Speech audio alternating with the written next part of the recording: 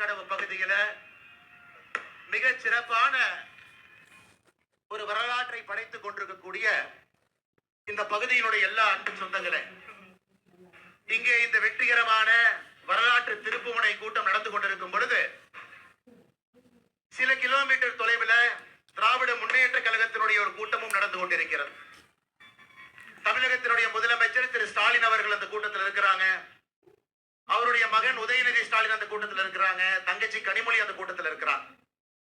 500 ரூபாய் பணமும் ஒரு சீலையும் கொடுத்து மக்களை மிரட்டி தனியார் பள்ளிக்கூடத்தினுடைய பேருந்தை எடுத்துக்கொண்டு அனைத்து இந்திய அண்ணா திராவிட முன்னேற்ற கழகத்தின் சார்பாக மதுக்கரை நகர கழகத்தினுடைய செயலாளர் அன்பு அண்ணன் சண்முகராஜன் அவர்கள் அண்ணாமலை அண்ணாவுக்கு மரியாதை செய்கின்றார்கள். தனியார் பள்ளிக்கூடத்தினுடைய பேருந்துகளை எடுத்துக்கொண்டு அரசு பேருந்துகளை திருப்பி விட்டு திராவிட முன்னேற்ற கழகத்தினுடைய மகளிர் அணி மாநாடு அங்கே நடந்து கொண்டிருக்கிறது. இந்த ஒரு கூட்டம் மட்டுமே கோவை மக்களுக்கு ஒரு சாட்சி. திராவிட முன்னேற்ற கழகத்தினுடைய ஆட்சியில எந்த அளவுக்கு மக்களுடைய வரி பணத்தை தவறான முறையில பயன்படுத்தி அவங்களுடைய குடும்பத்தினுடைய லாபத்திற்காக இவ்வளவு மக்களுக்கு பள்ளிக்கூடத்தில் ஆரம்பித்து எல்லோருக்கும் பிரச்சனை ஏற்படுத்தக்கூடிய ஒரு கட்சியை நீங்கள் எல்லோரும் பார்த்து கொண்டிருக்கின்றீர்கள். அந்த மாநாடு நடக்கணும்னா நேஷனல் ஹைவே ரோட்ல போர் மிஷினை கொண்டு வந்து நடு ரோட்ல போர் போடுற மாதிரி போர் போட்டு ட்ரில் போட்டு அதிலே திராவிட முன்னேற்ற கழகத்தினுடைய கட்சி கொடியை வைத்து கூட்டம் நடத்தி கொண்டிருக்கின்றார். ஆனா இங்கே பாரதிய ஜனதா கட்சி, தேசிய ஜனநாயக கூட்டணி, அனைத்து இந்திய அண்ணா திராவிட முன்னேற்ற கழகத்தினுடைய தலைவர்கள் மிக பொறுப்பாக அனுசரணையோடு மக்களை எல்லாம் அழைத்து உங்களை எஜமானனாக மதித்து நீங்கள் எஜமானர்கள், நாங்கள் உங்களுக்கு சேவை செய்வதற்காக இங்கே இருக்கின்றோம் என்பதை காட்டுவதற்காக இங்கே ஒரு கூட்டம் நடந்து கொண்டிருக்கிறது. அருமை சொந்தங்களே, 2026 சட்டமன்ற தேர்தல் என்பது இதை பறைசாற்றக்கூடிய தேர்தல். ஒரு பக்கம் தன்னையே எஜமான்களாக நினைத்து, தன்னுடைய குடும்பமே முதலாளிகளாக நினைத்து, தன்னுடைய மகன், மருமகன், குடும்பத்தினுடைய ஆடிட்டர் இவங்கெல்லாம் நன்றாக இருக்க வேண்டும் என்பதற்காக 5 ஆண்டு காலமாக ஒரு ஆட்சி, 5 ஆண்டு காலமாக எதிர்கட்சி வரிசையில அனைத்து இந்திய அண்ணா திராவிட முன்னேற்ற கழகத்தினுடைய எதிர்கட்சியினுடைய தலைவர் அண்ணன் எடப்பாடி பழனிசாமி அவர்கள், மேடையில் இருக்கக்கூடிய நம்முடைய சட்டமன்ற உறுப்பினர்கள், பாரதிய ஜனதா கட்சியினுடைய தலைவர்கள், தொண்டர்கள் விடிய விடிய உங்களுக்காக போராட்டம் நடத்தி கைது செய்யப்பட்டு சிறையில் அடைக்கப்பட்டு திருமண மண்டபத்தில் அடைக்க வைக்க உங்களுக்காக போராடி கொண்டிருக்கக்கூடிய அந்த அன்பு நண்பர்கள் எல்லாம் உங்களுடைய கையில நீங்கள் சரித்திரத்தை மாற்றி படைக்க போகின்ற அந்த நாளுக்காக நாங்கள் எல்லாம் காத்து கொண்டிருக்கின்றோம்.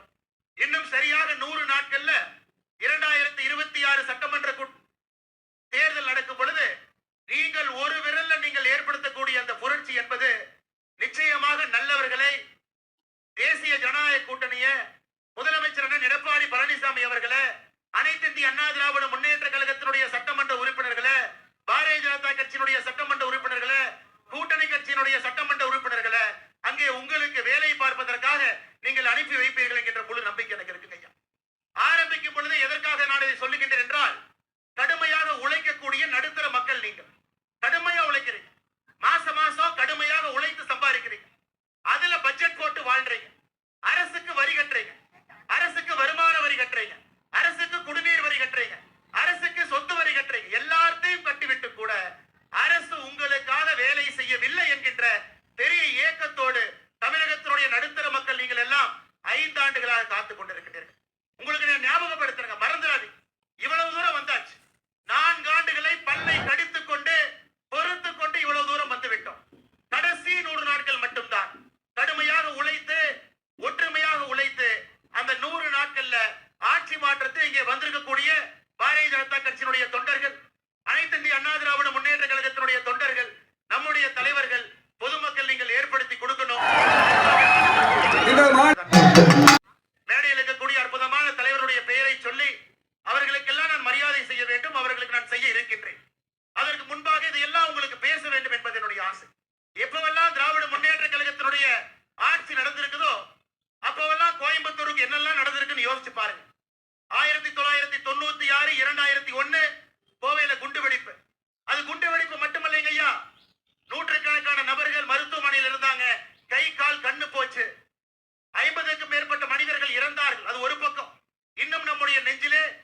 சிறப்பான வைத்துக் கொண்டிருக்கிறது.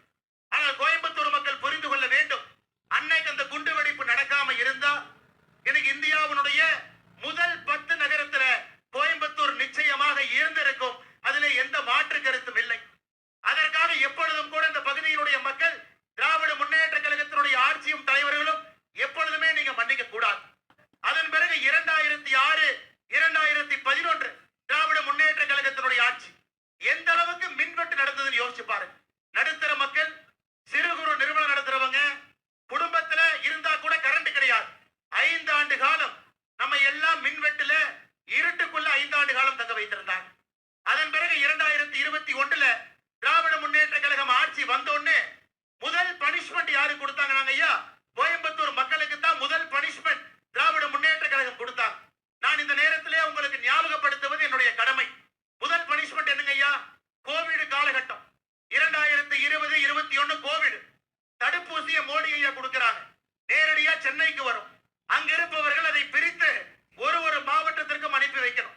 தமிழகத்திலே மிக குறைவான தடுப்பூசிகள் கொடுக்கப்பட்ட மாவட்டம் கோயம்புத்தூர் மாவட்டம். வேண்டுமென்றே திட்டமிட்டு 2021 திராவிட முன்னேற்ற கழகம் ஆட்சிக்கு வந்த பிறகு கோயம்புத்தூர் மக்களுக்கு வேண்டுமென்றே கோவிட் தடுப்பூசிகளை குறைவாக கொடுத்தார். அனைத்து இந்திய அண்ணா திராவிட முன்னேற்ற கழகம் ஆர்ப்பாட்டம் செய்த பிறகு, பாரதிய ஜனதா கட்சி ஆர்ப்பாட்டம் செய்த பிறகு முதலமைச்சர் அங்கிருந்து இங்க வந்தாரு. இஎஸ்ஐ மருத்துவமனைக்கு போனாரு, ஒரு கோட்டை போட்டாரு, அடுத்த விமானத்தை பிடிச்சு திரும்ப போயிட்டார். அது கோயம்புத்தூர் மக்களுக்கு திமுகவுடைய எச்சரிக்கை. எங்களை நீங்க ஆட்சி கொண்டு வரலீனா கோயம்புத்தூருக்கு எதுவும் செய்ய மாட்டோம் என்கின்ற எச்சரிக்கையை கொடுத்தாங்க. அதையெல்லாம் பல்லை கடித்துக் கொண்டு பொறுமையாக 4 ஆண்டு காலம் நாம் தாண்டி இருக்கின்றோம். அன்பு சொந்தங்களே, இன்னைக்கு ஒரு 10 ரூபாய் அமைச்சர் யார் என்று உங்களுக்கு தெரியும். திராவிட முன்னேற்ற கழகத்தினுடைய மகளிரணி மாநாட்டில் அவர் பேசுறார். இன்னைக்கு சாயந்தரம் அந்த 10 ரூபாய் அமைச்சர் சொல்றாரு, கோயம்புத்தூர்ல 10க்கு 10 ஜெயிக்கிறது தான் திராவிட முன்னேற்ற கழகத்தினுடைய இலக்கு. 10 ரூபாய் அமைச்சர் அவர்களே, டாஸ்மார்க்ல வேணா பாட்டிலுக்கு 10 ரூபாய் ஏற்றி ஜெயிக்கலாம்.